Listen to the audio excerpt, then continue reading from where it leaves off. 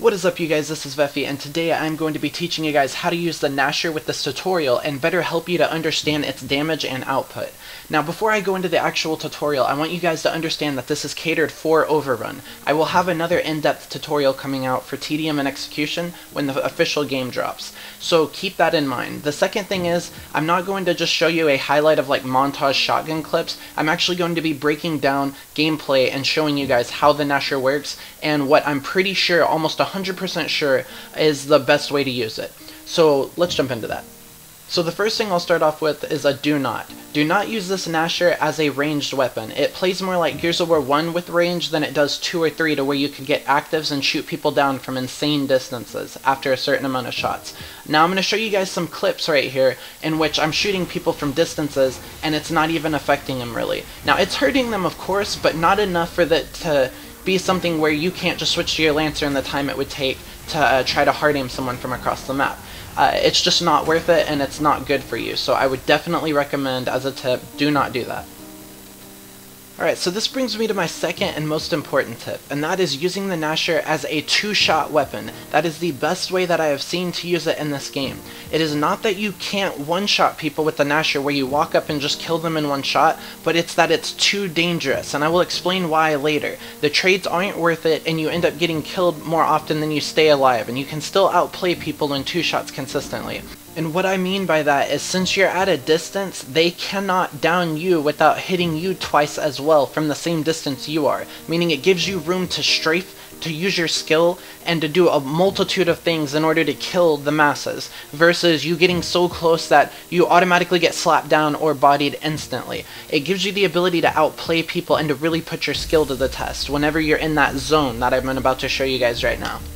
Now, as you see here, this is a clip of me shooting at the max range that you can two-shot, and then killing the guy as he runs up close. If you shoot someone from that I just showed, anywhere from there or closer 2 times, they will die or go down, guaranteed. Now, this right here is why I said that it is not a good idea. You see how close I was with the Gnasher, and he still ate the shot. Now, this is consistent. That wasn't just sponging. That will happen every time you are that close. You have to literally be touching them with the Gnasher to one-shot them. And in order to do that, you have to put yourself in a lot of danger. And it's better to just literally play from a safe distance that I showed you and just go for the two-shot kill, because you can outstrafe and you can still get feeds and everything. You can outplay people in 2 shots without endangering yourself like you do for the second. So as you'll see here, I move around the corner, see someone's behind me, and I'm pausing it so you can see that distance I told you about, and I shoot him, and no matter what the next shot, as long as it's closer than I showed you, it's going to kill them or down them. It has to be within that range or below, and it's crazy the stuff you can do because of that. Now, all I can say is that people that don't depend on that two-shot rule from the distance I showed you are going to find themselves either dying a lot or not getting kills a lot. So let's review what I just said.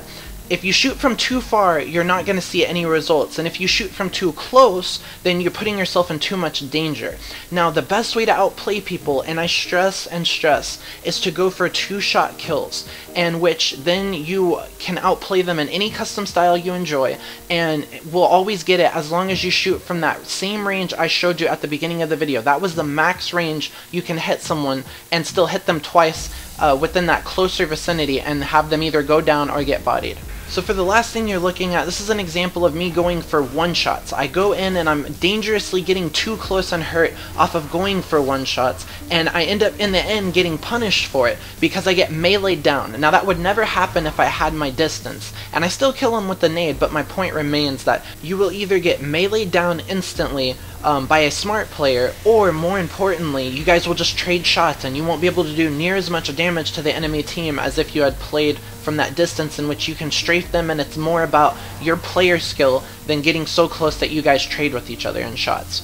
So now I hope this helped you guys, and I hope this changes the way you're playing in Overrun to better outplay people with the Gnasher, because I don't want anyone thinking at all that the Gnasher cannot do work. It can. It's more than capable of devastation. You just have to follow that two-shot rule tutorial I showed you there.